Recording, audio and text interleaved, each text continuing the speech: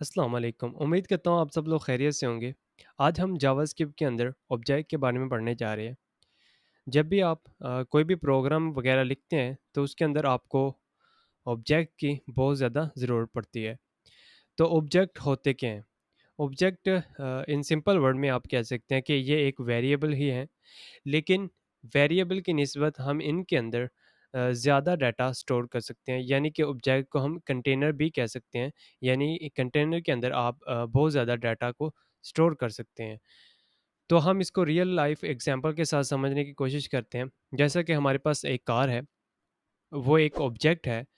वो एक ऑब्जेक्ट क्यों है? जैसा कि उसके अंदर हमारे पास मुख्तलिफ़ प्रॉपर्टीज़ हैं।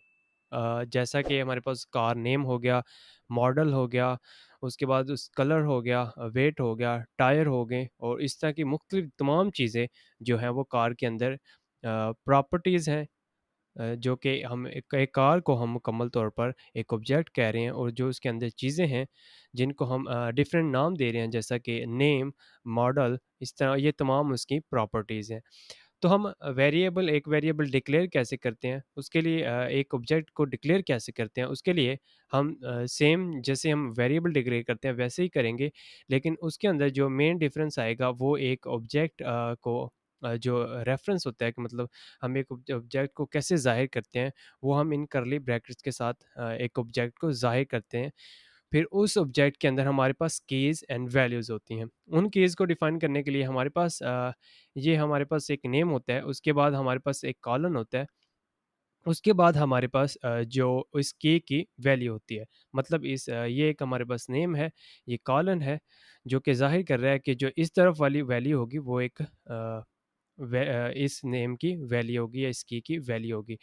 तो अगर हम उसके की के अंदर या उस कार के ऑब्जेक्ट के अंदर या प्रॉपर्टी हम एक और नई प्रॉपर्टी ऐड करने जा रहे हैं, तो उसके बाद हम एक कॉमा लगाएँगे ताकि हम उसके बाद एक न्यू वैल्यू रख सकें।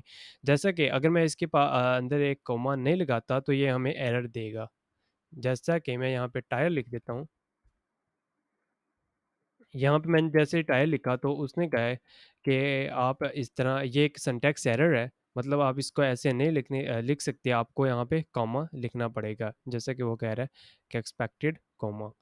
तो हम यहाँ पे एक कॉमा लगा देते हैं, तो अब ये वर्क करेगा। उसके बाद आप इसके अंदर सबसे पहले हम देखते हैं कि मतलब हमें ज़रूरत क्यों पेश आई कि हम ऑब्जेक्ट को इस्तेमाल करें। हम वेरिएबल को भी तो इस्तेमाल कर सकते थे, जैसा कि हमारे पास कार नेम है, मॉडल नेम है, हम इनको भी ऐसे इस्तेमाल कर सकते थे। लेकिन सपोज़ करें आपके पास जो कार का डाटा है या आप कोई भी प्रोग्राम बना रहे हैं किसी भी कार कंपनी के लिए, आपके पास जो डाटा है वो बहुत ज़्यादा है, मतलब आपके पास बहुत ज़्यादा कार हैं, उनका बहुत ज़्यादा डाटा है आपके पास। तो आप उसके लिए वेरिएबल्स मतलब आप वेरिएबल को डिक्लेयर नहीं कर सकते। मतलब आपके पास अगर 100 कार हैं, तो आप उसको ऐसे नहीं लिख सकते कि 100 कार्स मॉडल, इस तरह आपको हंड्रेड्स ऑफ वेरिएबल बनाने पड़ेंगे। तो हमारे पास जो ईज़ी वे आता है, वो ईज़ी वे हमारे पास एक ऑब्जेक्ट आता है। हम किसी भी ऑब्जेक्ट को इस्तेमाल करते हैं, जैसा कि हम उसके ऑब्जेक्ट के अंदर नेम ले लेते हैं, जैसे कि ये कार 1 है या मॉडल है इसका, जो ये वो मॉडल है, वेट है इसका, ये वेट है। इसके अंदर आप और ज़्यादा डिटेल भी आप जितनी मर्ज़ी ऐड कर सकते हैं, जैसा कि एक टायर है, वो टायर किस कंपनी का है, आप इसको नेस्टेड आप ऑब्जेक्ट भी डिक्लेयर कर सकते हैं। ये एक नेस्टेड ऑब्जेक्ट होगा, जैसा कि इस टायर की जो कंपनी नेम है वो हम कोई भी कंपनी नेम ले सकते हैं और इस कंपनी से जो हमने टायर खरीदे, मतलब के टायर जो है वो टायर वैल्यूज़ हम ऐसे कुछ भी डमी ले लेते हैं अभी के लिए।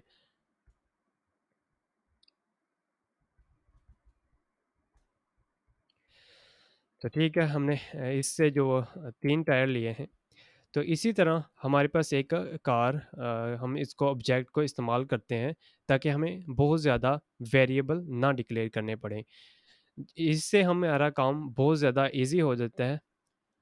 उसके बाद हमारे पास आते हैं कि हम इनको मतलब एक हमने हमने ऑब्जेक्ट क्रिएट कर लिया है, अब हम इसको यूज़ कैसे करेंगे, इस्तेमाल कैसे करेंगे या एक्सेस किस तरह करेंगे? तो उसके लिए हमारे पास इसको सिंपली एक्सेस करने के लिए आपके पास आप इसको जैसा कि हमारे पास कार1 एक ऑब्जेक्ट नेम है, ठीक है। अभी हम अगर इसको एक्सेस करते हैं तो हमारे पास ये ऑब्जेक्ट की जो है वैल्यूज़ आ जाएगी। लेकिन हम चाह रहे हैं कि हम इसको नेम के साथ एक्सेस करें, तो आप इसको ऐसे भी एक्सेस कर सकते हैं। और इसका दूसरा तरीका है, आप इसको ऐसे भी एक्सेस कर सकते हैं जैसा कि नेम, आप इसको नेम के साथ ऐसे भी एक्सेस कर सकते हैं। मतलब बड़ी ब्रैकेट्स लगा के उसके अंदर आप उसकी कीज़ पास कर दें। ये कीज़ हमारे पास ये चीज़ होगी, हमारे पास कीज़ होंगी।